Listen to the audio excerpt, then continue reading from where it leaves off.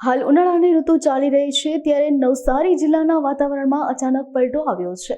ખેરગામ તાલુકાના રૂમલા ગામે રાતે અચાનક કમોસમી વરસાદ પડ્યો હતો। આ કમોસમી વરસાદને લીધે ખેડૂતોમાં ચિંતા પ્રસરી છે। આંબા પરની કેરી બેડવાની બાકી હોય ત્યાં કમોસમી વરસાદ આ પાકને બગાડે તેવી સંભાવના ખેડૂતો દ્વારા વ્યક્ત કરાઈ હતી। આ ઉપરાંત કમોસમી વરસાદથી ચીકુ અને આંબાના ફળમાં જીવાત થવાનો ભય પણ ખેડૂતોમાં જોવા મળ્યો હતો।